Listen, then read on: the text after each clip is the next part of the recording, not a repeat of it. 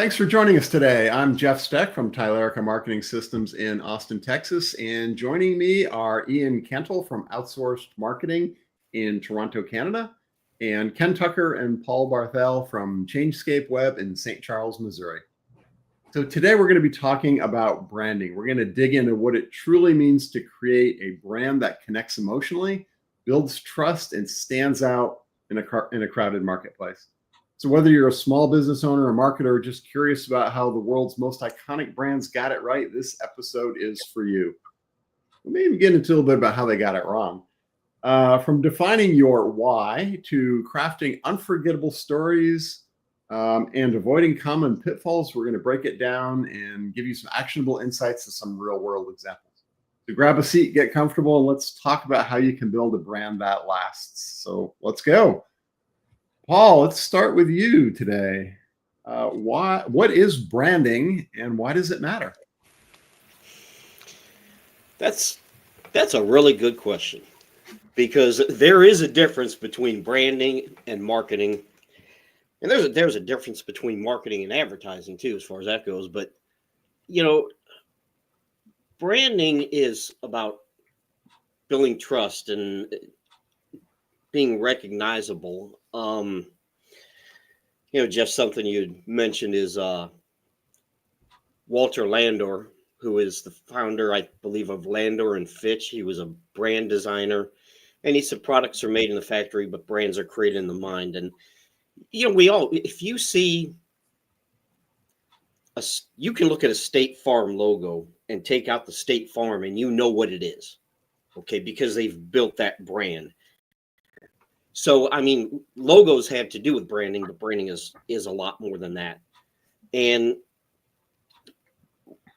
brands, they build trust and they establish a connection with people.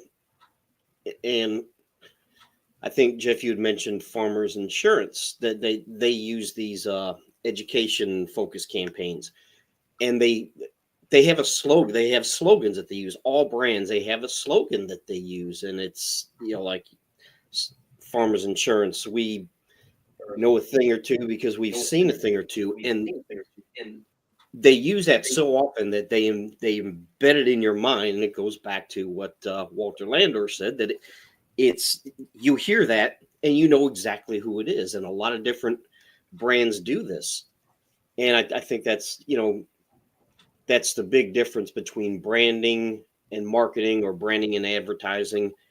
Branding is a part of marketing, and marketing is a part of branding, but branding it's building that trust, building those connections, and building that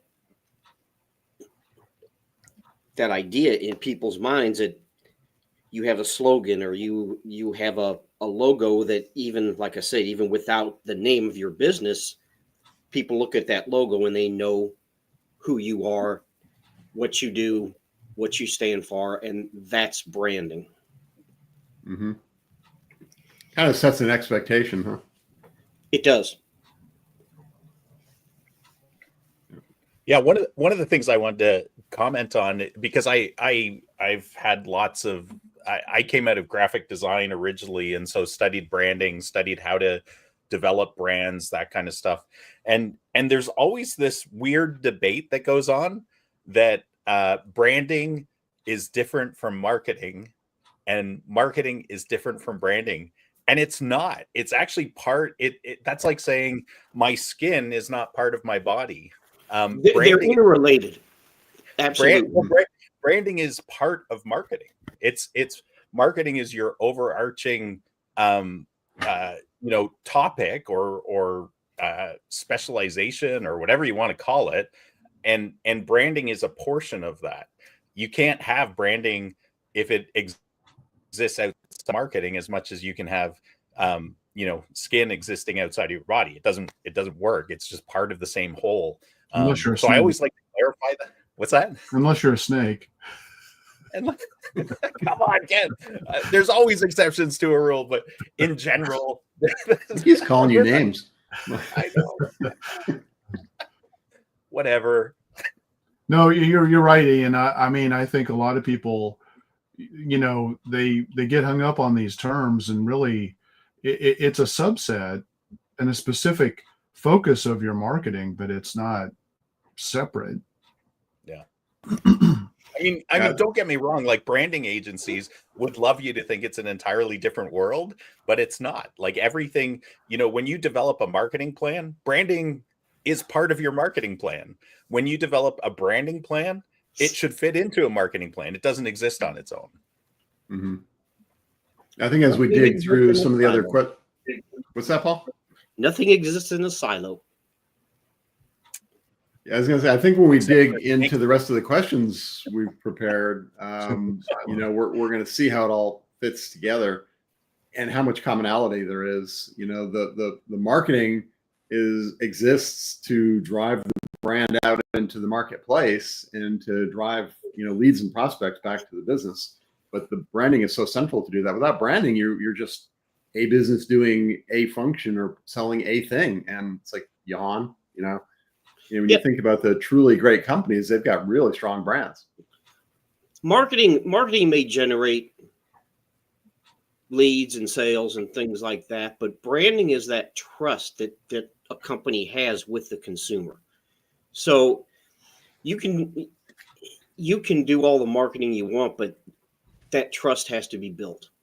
Mm-hmm. And that's what branding does.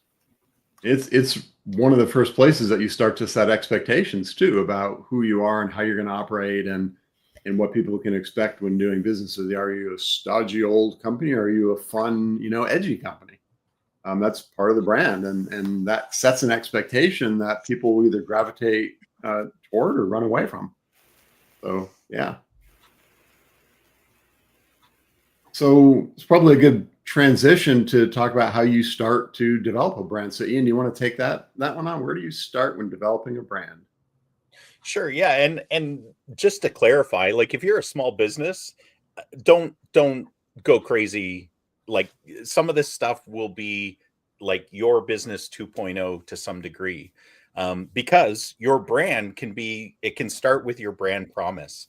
This is who we are. This is what we promise to do. Deliver on what you promise. You start to develop a reputation, right? And that becomes part of your brand promise. But if you start to think in a bigger picture, like, we want to develop a brand, we're an existing business, or we're a startup business and we have capital behind us, then yeah, like, you should start to focus on this in a very specific way. And one of the best ways to start is starting with your why. Why does your business exist? And you can't actually answer that question without asking the question of who is our ideal customers. And I know we're going to dig into this more later, but you actually can't have a why without an ideal customer. If you do create a why without an ideal customer, an actual customer that needs your product or service, you're just creating like air, right? Like, you're actually going down a path where you may create, in fact, the world is littered with brands that thought they were creating something really spectacular. There was no desire for the product or service. They hadn't actually determined what people, who the right people were, and that they would actually pay for the product or service. So I think they're intertwined together. You have to know that. And your why should be about, the why, your mission, your core values, they're all part and parcel of why you exist as a business. So your why taps into customers' emotions and it inspires loyalty. But again, be very careful about this. Like, don't, I've seen some businesses where they kill themselves trying to create this why without actually just delivering their service. So what I'm thinking, guys, and you feel free to disagree, but like, if you're a plumber, if you're a dentist, even, or you need to serve people in order to understand what your why is. Sometimes you actually have to take the first step in delivering service to unpack who your ideal clients are, and specifically, if you're niching down, developing what is a specific need, pain point that we're going to meet, and then that can lead very quickly into what your why is, what your mission is, what your vision for the future is, because these are all very powerful concepts. Because if you have a very clear mission and you can tell people about it, if your team knows what your mission is, you will be unified in the direction that you're going down, right? You'll be able to clearly communicate it to your clientele, but you'll also have a clear mission. And then your vision is for the future. People need a vision. They need to know that you're on the path for not just serving them well today, but for the future. And then core values are really principles that guide how you operate. And people are attracted to these. A really good example is Patagonia, right? A lot of people know that brand. It's kind of the, adventurers brand, right? But not just an adventurers brand. There's lots of other adventure type apparel brands. But Patagonia has been very focused on saving the earth, on being responsible with materials, on leaving no trash behind, right? And they've done that from almost day one because of the why, the passion, the heart of the person that founded it.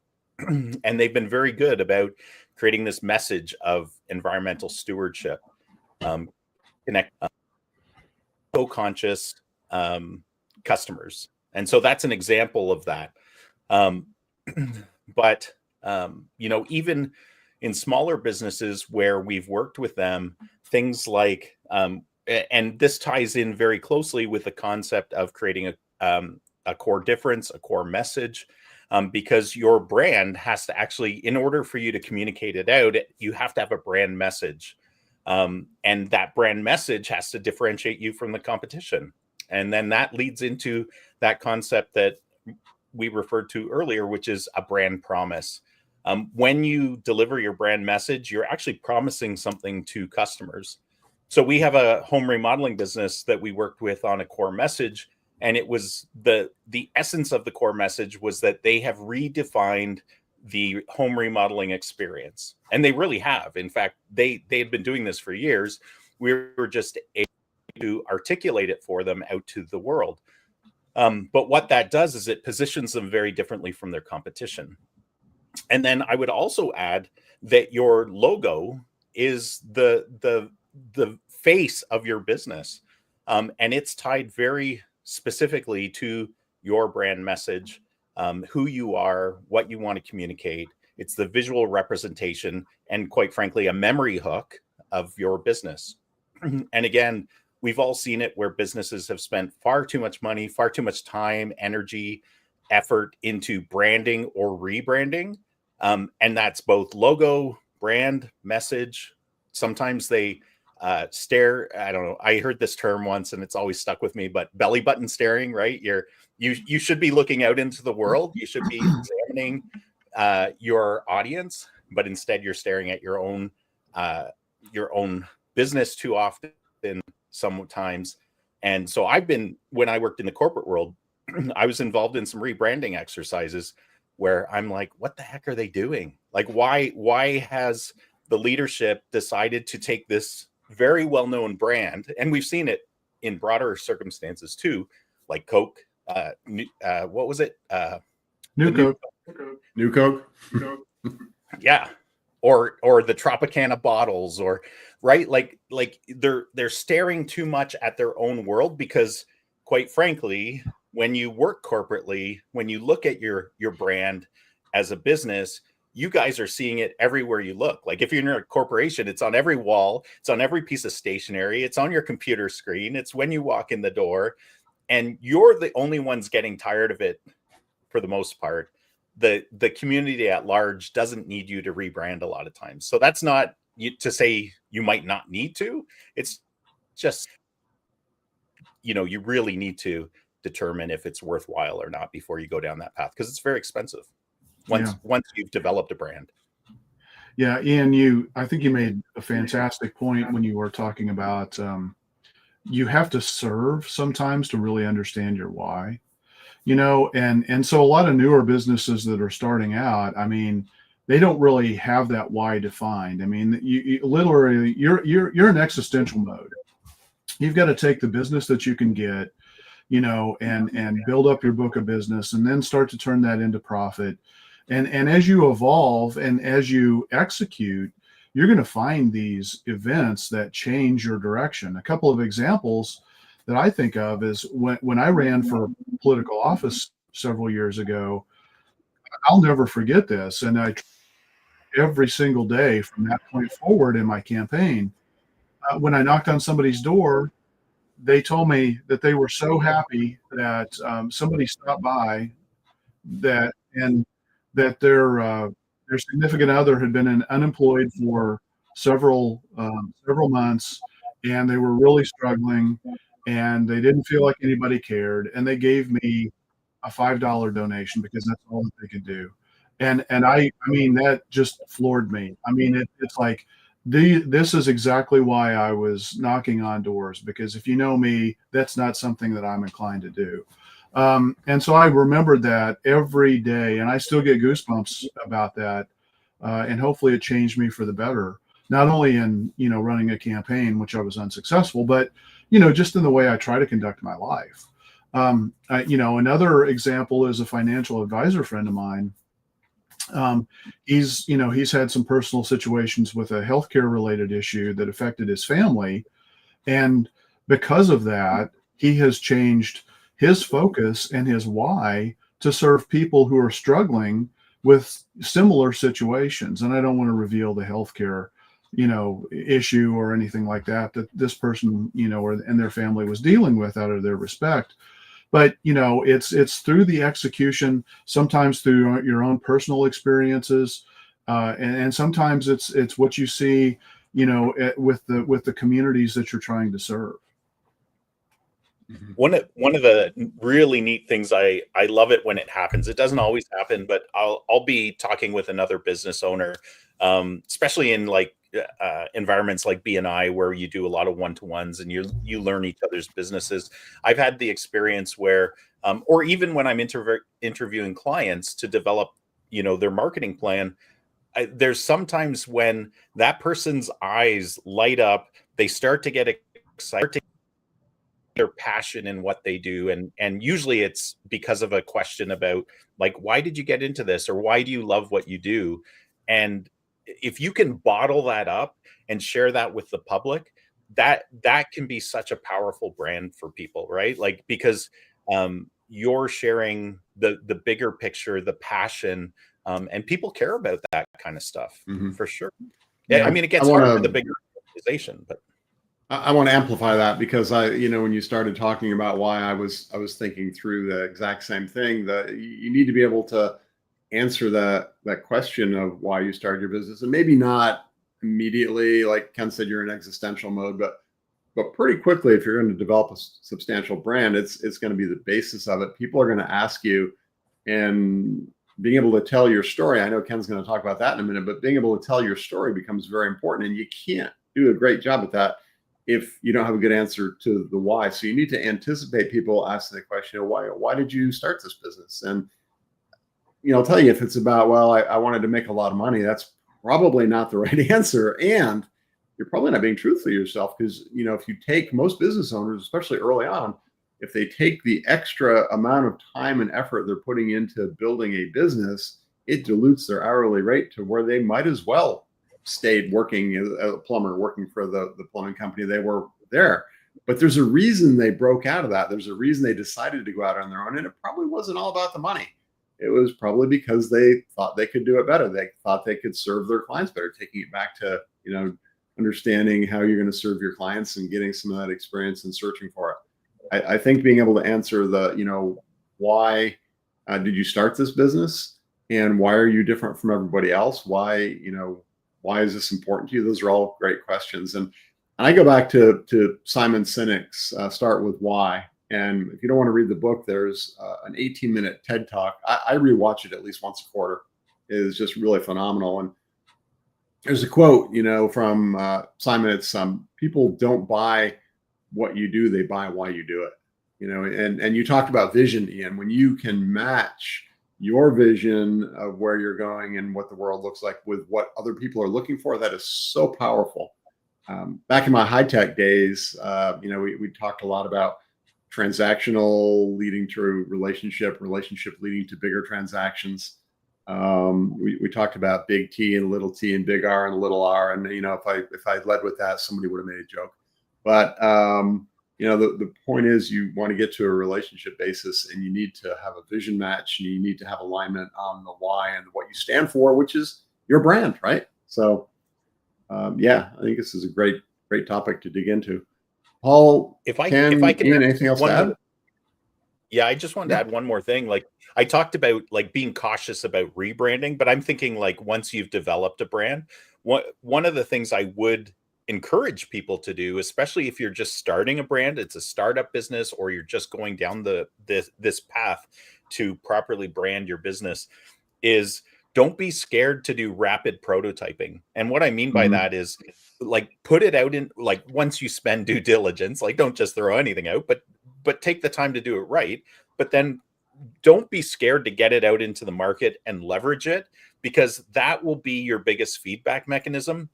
One of the worst things, like, I hate seeing this, but I see it all the time. People will create a brand message, or they'll create a logo, and they'll throw it up to a Facebook group, and they'll be like, "Hey, what do you think of my logo?" And I'm like, what does that tell you? Like, are these people even your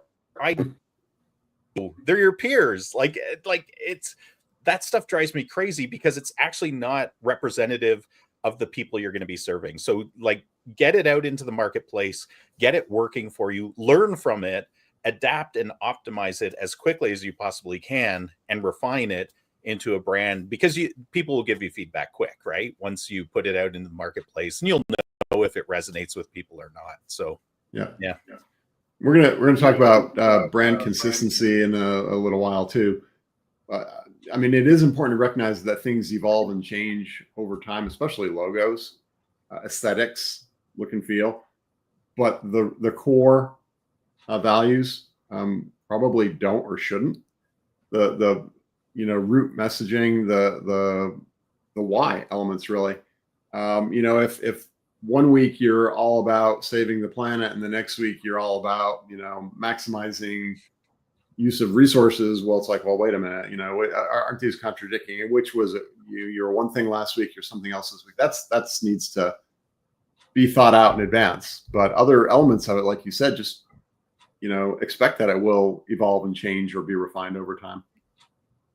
Well, I would even say, like, in the early stages, you may have to adapt. Like say you decided to be an environmentally friendly soap product back in the 60s. Nobody would have bought it if it was more expensive, right? Sometimes, and what was the car that was like leaps and bounds ahead of everybody else? The Enzo or whatever. Edsel. Like, that story is a classic of somebody creating a fantastic product. They branded it, they got it out in the market, and right, like, they had a fantastic why. It was to create the best car possible with the best technology at the time. But so all I'm saying is, especially for small businesses, this is much harder in big businesses, but small businesses, be ready to adapt if there's no resonance of your brand message early on, right? Like, that could be a sign that, crap, like, we picked something that people aren't picking up. We might be ahead of our time. Maybe that will be our brand message in 3 years. Anyone else want to add anything before we jump to the next question? No. All right, Ken, I'm gonna save you, because I'm gonna have Paul jump in next. I want you to hit the big question in a minute, but Okay. Paul, can you talk a little bit about how understanding your customers and crafting a unique value proposition factors into branding? I think we're just hitting on that a little bit, but can you expand on that a little more? Yeah, and I think, Ian said something about, who was it, Patagonia, whatever it was. Never heard of him. Anyway, you're gonna see people wearing their jackets all over the place now, especially as it's coming into the colder weather. I love it. And then you said something about your one thing this week and one thing next week, and I think branding. I think small business need to understand branding is different. If you're a small local business, branding is different than if you're a national or international corporation. There's some differences, and if you're a small business, you need to understand your ideal customer. We talked about this in the past, and why are they doing business with you? What are their needs and pain points, and what are they looking for? And there's something called SWOT: strength, weaknesses, opportunities, and threats. So what are your strengths and what are your weaknesses, and what are your opportunities in your marketplace? Because if you're a local business in Boise, Idaho, it doesn't matter what the opportunities are in New York. You're not doing business there. And what threats are presented to you by your competitors in your marketplace? What is your unique value proposition to your potential clients, to your prospects?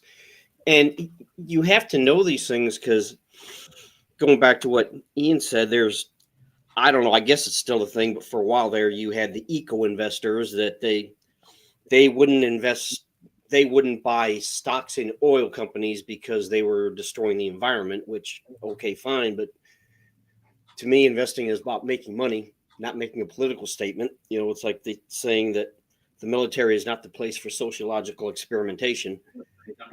But you have to understand your customers. And if you live in an area where, for instance, environmental consciousness, so to speak, is important, then you need to be aware of that, because if you live in an area where that's extremely important, you can't ignore that. So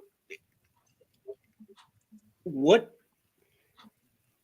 do you offer? What's unique about what you offer, and what's important to your ideal clients? And then you have to work that into your brand messaging. And I think that's kind of what I have on that. Yeah, I think that gets into how you talk about your business. I was going to say craft your story. Ken's going to go deep on that in a minute, but yeah, that's why I kept it short. It's the fundamentals of you've got to know your target audience and what resonates with them and why you're doing something different. You can't really craft your brand messaging, your brand positioning, your brand story, and even your logo needs to resonate. If you're using that example again of the environmentally conscious company, you wouldn't put a big, oil derrick dripping oil everywhere, right? So yeah, how you define things starts with that research, that understanding your customers that you're going after, recognizing that you aren't the brand for everyone. Some businesses, I pick on realtors all the time, but because they're an easy example. But how many realtors have you ever met when you ask them, what kind of people they work with, and they kind of, I think they think they're being funny, but they say, oh, anyone who lives in a house or wants to live in a house. Well, that's not very refined. They're going to have a hard time branding themselves. We're the realtor for everyone. Well, are you really? I'm not everyone.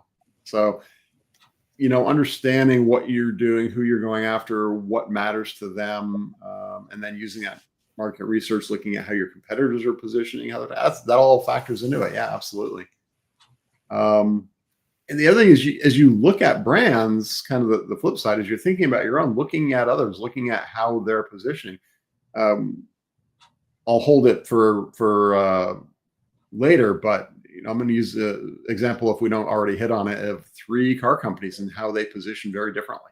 They're all making cars, but they all position very differently because they're going after a different audience.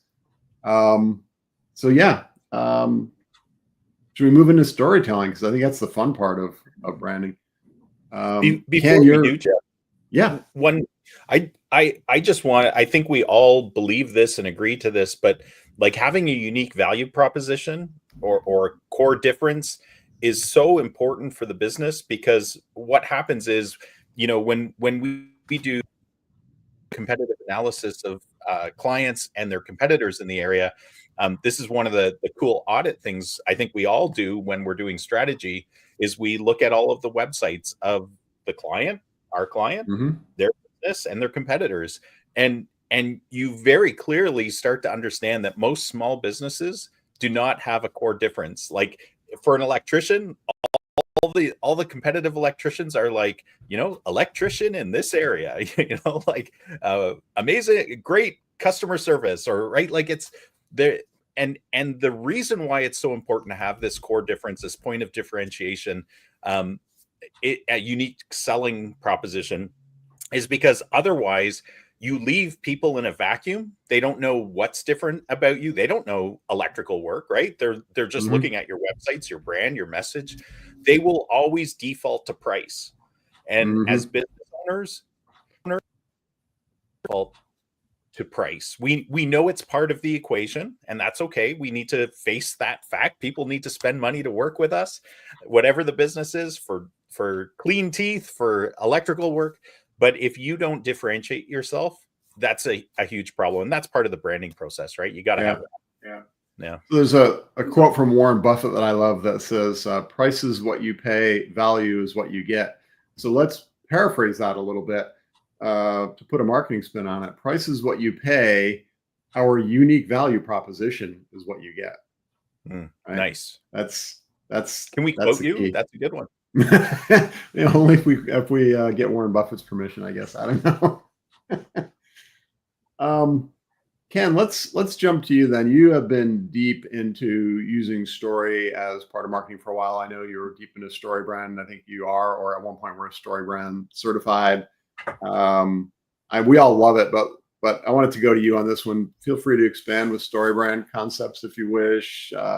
Maybe hit on some of the brand archetypes, so we can talk to those in a bit later too if we need to. But tell us about writing and living your brand story, or a brand story. Yeah. So, well, first off, I think the big mistake that most businesses make is they only focus on their story and their brand story. And really, it's got to be about your customer. And so when you look at the classic structure of story, the hero is somebody who has a problem. And so, that doesn't really translate to how you're going to be talking about your business initially. You want to really focus your homepage and any of your key landing page where you're driving people to be about the problem that you solve for your customer, who is the hero. The hero has a problem. Now, what I love about StoryBrand is, they focus on 3 layers of problems. And most people just kind of gloss over this, but it's actually massive. There's an external problem. I always use a dentist because I think a lot of people can think about that. Ian, I know you spend a lot of time working with dentists, but it's like, my external problem is I've got a toothache. My internal problem is, and by the way, that's how most people start their search, is I've got a toothache, I need to go find a dentist. The reason who they select to buy from usually is based on their internal problem, which they may or may not express explicitly in a search. And the internal problem would be like, gosh, I get so anxious every time I go to the dentist, or it hurts every time I go to the dentist. So, so I don't like it. I'm afraid, and so if a dentist talks about how they solve that internal problem, they're probably going to convert pretty highly with that particular searcher looking for that solution. And then, the philosophical is, it's 2024, almost 2025, pain-free dentistry or stress-free dentistry, should just be the norm these days. So that 3 layers of problem, I think, is massive because it has implications on search, implications on messaging and differentiation, and too many people don't take advantage of that. If they can't, Donald Miller, who created StoryBrand, and I know also John Jansch has talked about this a lot as well from Duct Tape Marketing. When you land on somebody's website, Donald Miller says, if you can't grunt back the message in a matter of a couple of seconds, that message isn't, that website is not communicating clearly what that message is. And, what John Jansch did from Duct Tape Marketing is like, okay, look at 3 different websites, of you and your competitors in a local market without any indication of what, whose business is what, so don't show your logo, don't show the header images or anything like that. Just look at the initial message that you're putting out there. How is that different? Is it different from what your competitors are saying? And if not, how are you memorable? Why would people choose to work with you? So, I love where the rubber meets the road in differentiation and laying it out to make it really obvious and clear for people who visit your website to understand exactly what it is that you do and how you help them solve the problem that they have. So, the classic elements of story from the story brand script perspective are the hero is your customer. They have a problem. It has 3 different levels. They're looking for a guide. That's your business. That's where you come into play with a solution that calls them to action to achieve success and or avoid failure. So that's the basic story arc that we've used to communicate for millennia. And so if you're not tapping into that and you just have really generic language and all you do is just kind of regurgitate, stuff that you do, but not why you do it or the value that you provide and how you help solve people's problems, even acknowledging the problems that they're having and the struggles that they're dealing with, you're probably going to be very unforgettable, and you're going to miss out on the grunt test because somebody's going to look 3 seconds, they're going to move on. There are a lot of search results that are going to pop up. So unless your business is just incredibly unique when they find you in that initial search, if you don't communicate clearly on the homepage of your website, or if you're driving people to a specific landing page about a specific service, they're going to move on. Now, what I think is also really important is to have the elements of story about the business and to really talk about the brand story. That really does get into the why, the challenges, the causes that you support, all of the things that we've talked about so far.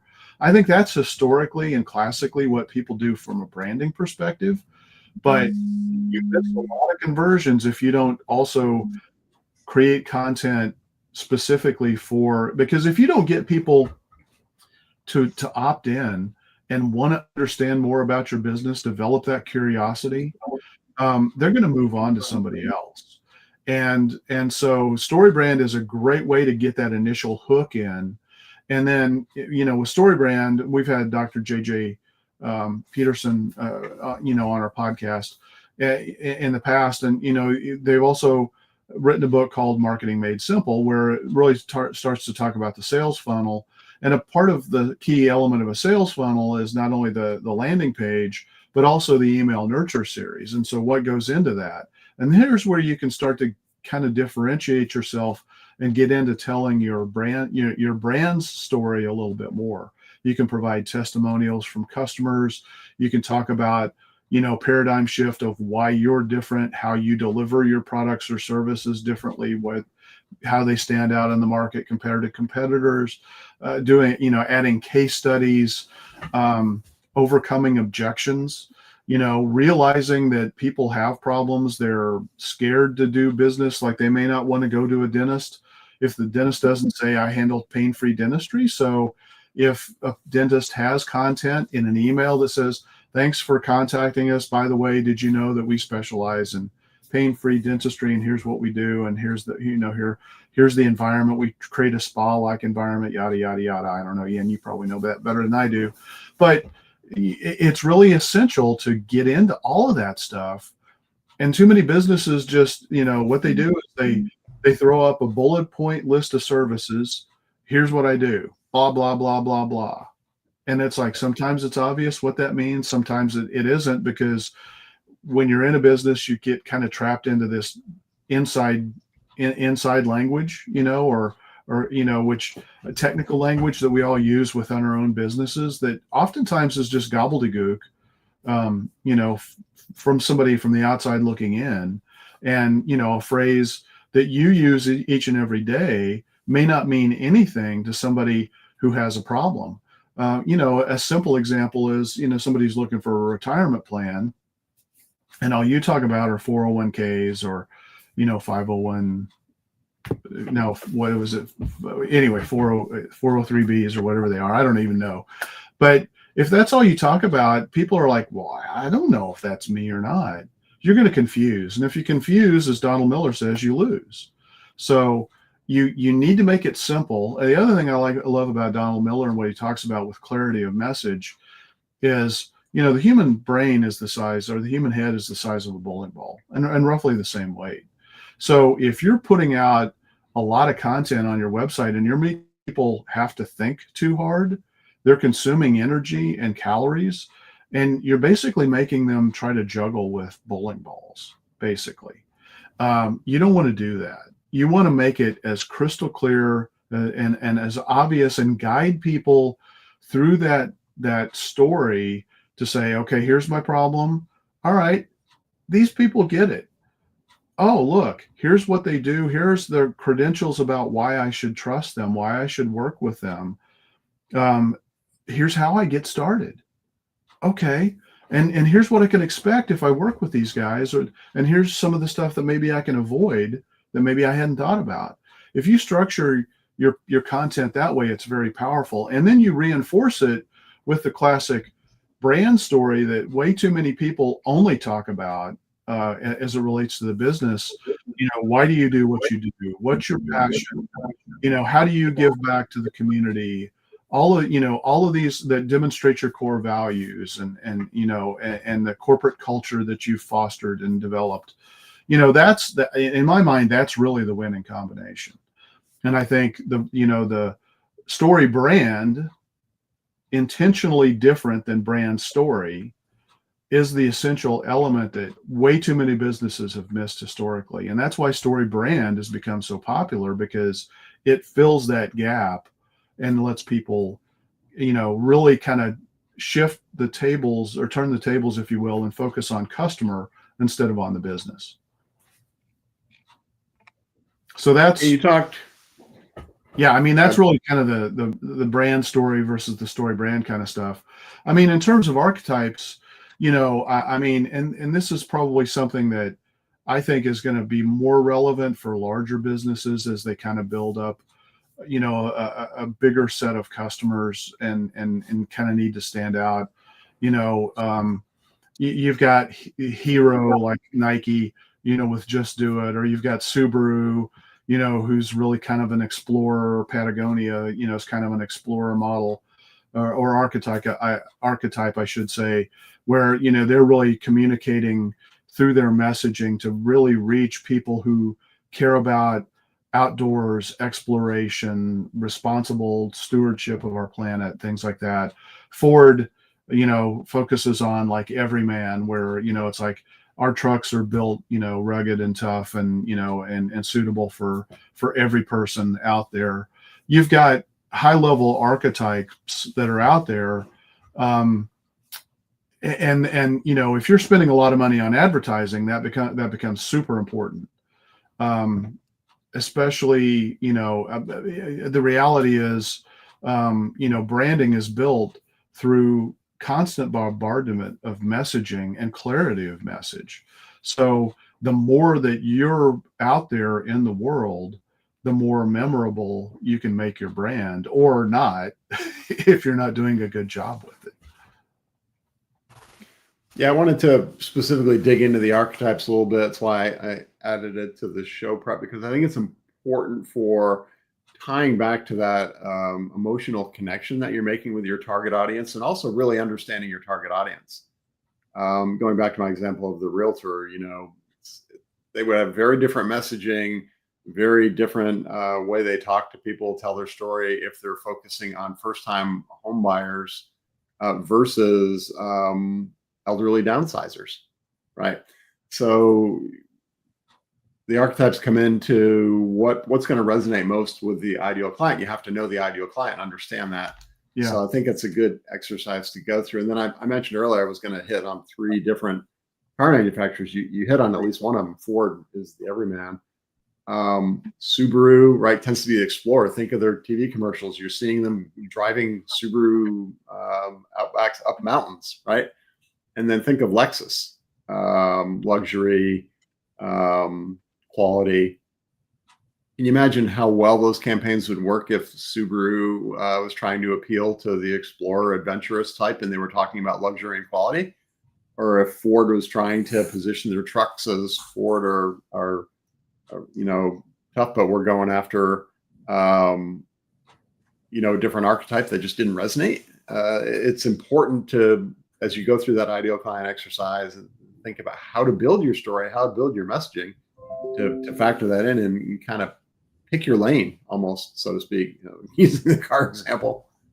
I think the archetypes are a great thing to think through. And I think if you do a little digging on them online, there's like 10 or 12 primary ones. And it's just another, I'm not saying follow an exact pattern and, this is exactly how I should write it. But think through it and use it to inform and guide how you're going to position, how you're going to message.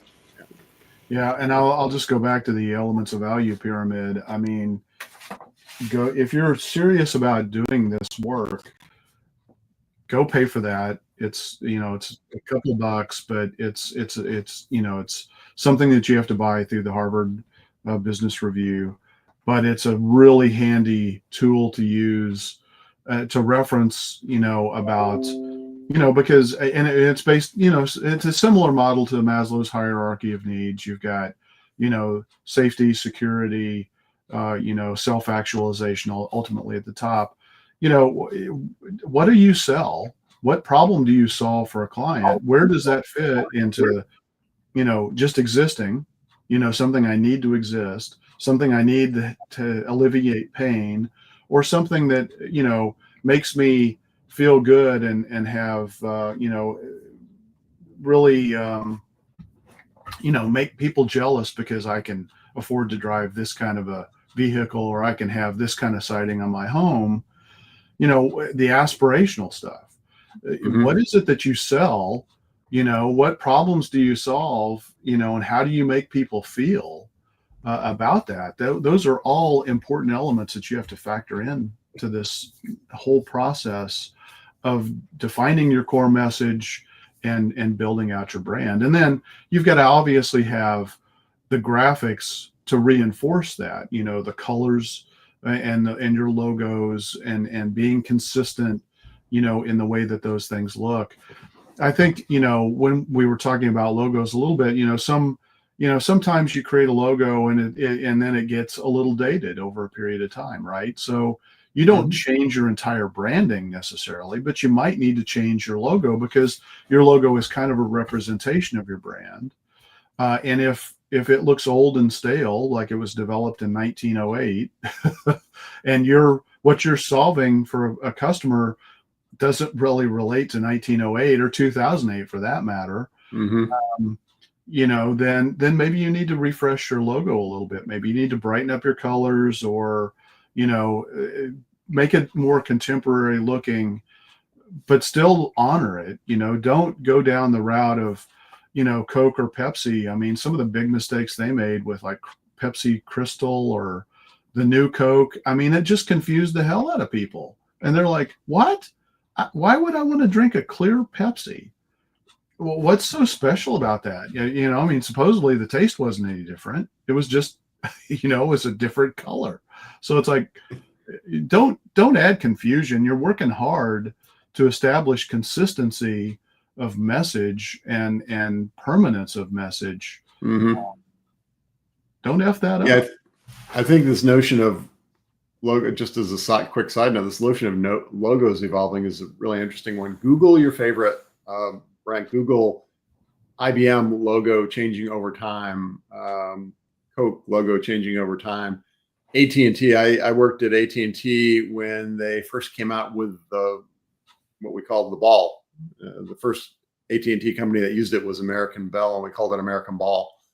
And that's evolved 4 times, and it looks very different now than it started, but it's still recognizable as the AT&T logo. Yeah. Yeah, but the the messaging, the values, I think that's why it's important to go back to the mission, the vision, the values need to be supported by the brand. So I think, unless you want to jump in with anything, I think it's a good segue into the next question, but you've been quiet for a while. I don't want to ignore you. Have you got anything you want to add on Well, story topic? Coke and Pepsi can afford to be stupid. Money. Yeah, a couple of the bigger brands that you think would be smart. Sponsorship. Thanks, Paul. Some of the bigger brands you think would be smart have lost a lot of money on some of those missteps. But you're right, they can afford to and still be big. And the one thing I would add to that discussion is that as you build a brand, you build equity in that brand. It's actually a valuable product that increases the value of your saleable, sell your business. And so, that's probably that biggest mistake with brands is that if a logo has equity in it with your audience, you need to be very careful that you don't diminish the equity, the quality, the value of that brand, right? So subtle changes are usually okay. Big changes, you're actually reducing the value of that brand. Yeah, good point. I've seen cases where, small businesses get bought, and they get bought with the intention of this is going to be accretive. It's going to add to our overall business. And then they absorb the brand and they don't keep it. And guess what? It doesn't add as much as they thought it would because people are looking for that brand and they can't find it anymore. That's why we actually bought a small web design firm several years back. We still keep that nameplate for that reason. We still have people call us from that nameplate. It's just another DBA in our business. Before I jump to the next one, there's a quote that I love. It's a Seth Godin quote talking about the subject of story. He said, "Marketing is no longer about the stuff you make, but the stories you tell. It's capturing hearts and minds and bringing them in to do business with you." So Ian, we got about 10 minutes or so left. I got one more question after this one. So let's hit on brand consistency and how it builds trust and loyalty. Yeah, super important. I think most people understand this intrinsically, that your brand needs to be consistent. It needs to be trustworthy. And the whole essence of your business is to reinforce every customer interaction with your brand, to reinforce the brand promise, the brand value, that you're keeping your promises. So, one of the analogies I like to use is, imagine there was a person close to you who acted radically different every time you saw them, right? That you do not feel safe with that person, and unless you're really adventurous and you're like, hey, I wonder what John's going to do today, But most of us want safety. We want security. We want to know that when we invest, when we exchange our hard-earned money for something, whether it's a service or a product, that we're going to get what is promised to us. And so I think that's, if I were to boil down the whole consistency of brand to build trust and loyalty, I think that's the essence of it. If you can keep your promises as a brand, then you're going to continue to get return business, and people are going to continue to value your brand. There's lots of examples where brands have created, whether it's a mission or a vision or a brand message or a logo, that they set it because this is what we're trying to achieve. This is who we're going to become. Except it has no reference to who they are today. Aspiration is good, but if you can't deliver on what you're aspirationally saying you can deliver on, that's a problem, right? So keep your promises, be consistent with your brand, and by that, reinforce you as a business, and you as your team will hear and see your brand every day, all day. Do not get bored of it. Do not get tired of saying the same thing. Reinforce it. That is how other people will come to trust it. If you deliver on what you promise, it's got to be not just to the outer world, the people you serve and the public at large. It's got to be to your own employees too, that you have to have brand consistency within your business, If part of your brand is about quality, delivering quality, then you better really care about your staff. You better show that you are a quality place to work as well, because that essence flows through your whole brand. Yeah, I think that consistency is important for the trust, for the recognition, right? If you're always having a different message, always a different logo, always different colors, then it's like people just aren't going to recognize it. The messaging is going to be, again, building into that. They're constantly being reinforced about what they're going to get. I go back to McDonald's, the very early days of McDonald's. They weren't the best hamburger, and they still aren't the best hamburger. And there's a lot of other burger companies out there that have started up to be better with burgers, and they're doing well. But McDonald's grew so fast because it was consistency. You could go into McDonald's in Atlanta, you could go into a McDonald's in Bismarck, and you could get the same burger essentially. So that consistency in terms of how you present and the experience, taking branding back to the experience. A big part of branding is setting the tone and reinforcing the experience that you're going to deliver. The consistency is important there. And I think you mentioned don't get complacent internally too, right? Everyone in the company needs to understand the brand alignment, the brand positioning, and that everything they do supports it. I gave a talk a couple of weeks ago, and I started with a slide, blank slide, and I asked people in the audience, what do you think branding is? And then I gathered up all the responses, and then I showed a slide that had, 12 or 14 different elements of branding, and they hit on most of them. It's not just that one thing. It's not the logo. It's not the message. It's everything that works together to position, tell the story of the business, and create that trust, loyalty, and consistency. Before we jump to our last question, Paul, you want to add anything to the consistency? I don't think so. All right. Then here's kind of a quick one. Let's, Ken, why don't you kick it off, and then we can all jump in as we think of things. What are some branding do's and don'ts? Well, I'll focus on the do's. I'll let the other guys kind of talk about the don'ts if they want. So we've talked about define your mission and your core values clearly. As I've been thinking about it over the last couple of minutes, really, I think your homepage is designed for your customers to communicate to them as they are the heroes.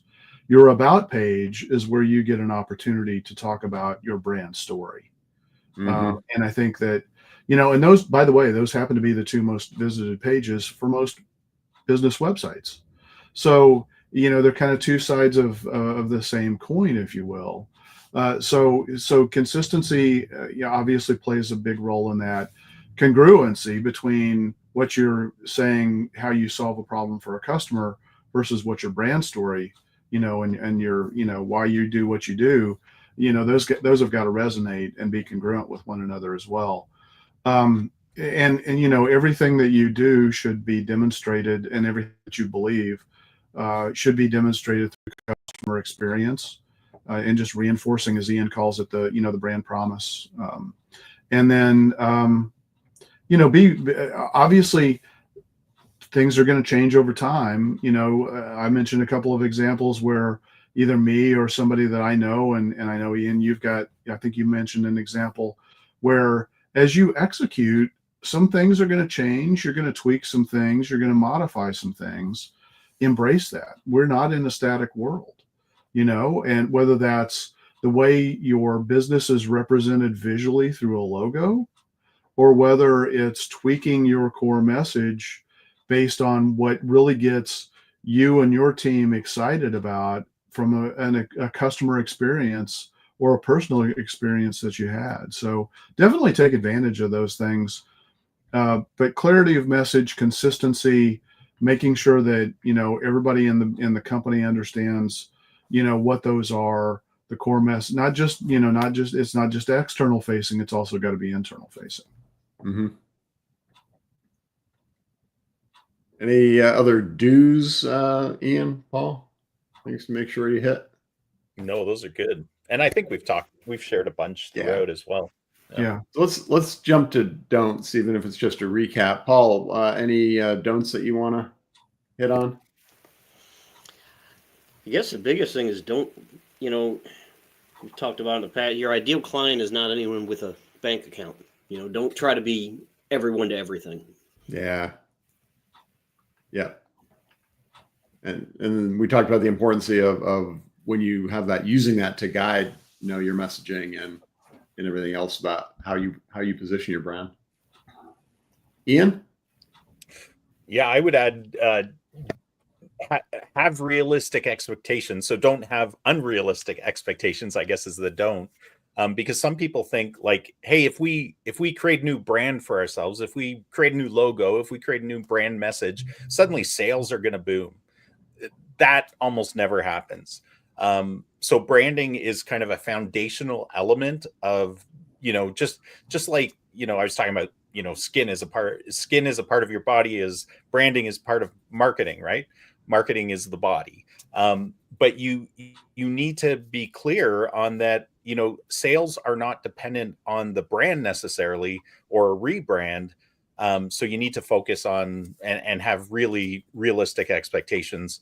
And also when you rebrand or measuring branding, so measuring the success of your brand, like businesses can never do this well. It's almost impossible because you're trying to get inside people's heads of how they perceive you as a business. So some of the common ways are things like net promoter score, brand recall, surveys, focus groups. They all fall very short. They're all artificial. The very best way to determine if your brand is resonating with people is, are you growing your business after a rebrand or after you've branded? And keep asking people, especially small businesses. Like imagine if you were, you go in and do some plumbing for someone, ask them what their thoughts are. Why did you choose me? Like, why did you choose us as a plumber? And that's one of the best ways to get, true feedback. And that's where, as a business grows, it's harder and harder to get authentic feedback from people, especially as the owner gets further and further away from the sale. Yeah, I've got a couple, and the feedback was one of them. And the classic example we had on earlier, when Coke brought out New Coke, they got in their own heads. Oh, this is the best thing since sliced bread, and people are going to love it. And guess what? They didn't. Fortunately, they recognized that pretty quickly. When their sales started going down, that was a big indicator. And then they brought out their old Coke as Coke Classic. Yeah, they were trying to compete. Right. Yeah. They did it because they were eroding sales from Pepsi sales. And so they reacted, but they did it wrong. Reacted badly. Yeah. So their sales went further down. Yeah. Yeah. And I guess it's on like kind of the real. Yeah, exactly. Oh, gee, me too. And I guess it's kind of in the same vein. Realize that two things that are probably the same sides of the same coin is, don't get stuck in your own head thinking that what people are going to want, what the brand is. I think you mentioned that, it's not all about you. It's about serving the market. It's about positioning for what you have, meeting what people need, going back to the why, and then taking it forward through there. And you can't be stuck in your own head. You can't be like, oh, this is great. People are just going to want to buy it, and they don't even need to know anything about it. They're just going to love it when they see it. It's important stuff, and you got to make it a mix of what you've got, what you're doing, and what people are looking for. And you can't make it all about, you can't just say upfront, we know everything and how we're going to do it. You got to be adaptable, and you got to tailor it, I guess is where I'm trying to go to the audience, tailor it to the people. Anything anyone else wants to add? I think we're at time. No, this was a good discussion, Jeff. Yeah, I think we got a good place to wrap up then. So recap it. Branding is about creating emotional connections, maintaining consistency, and telling and living your brand story authentically, really connecting with people and drawing them in. So let me leave you with a final quote and a call to action. The quote is, branding demands commitment to continual reinvention. And that's Sir Richard Branson. And then the call to action is, reflect on your brand's why and how you live up to that in every interaction with your prospects, clients, people that you serve. So Ian, would you like to take us out? Sure. Yeah. Thanks for listening to us today and joining us today. As always, share it with the world. Don't hide this. It's wonderful stuff we're sharing. And if you have any ideas of things or pain points that you'd like us to cover, please don't hesitate to reach out to us. We'd love to explore those topics and share them on here. So until next week, folks, keep calm and mark it on.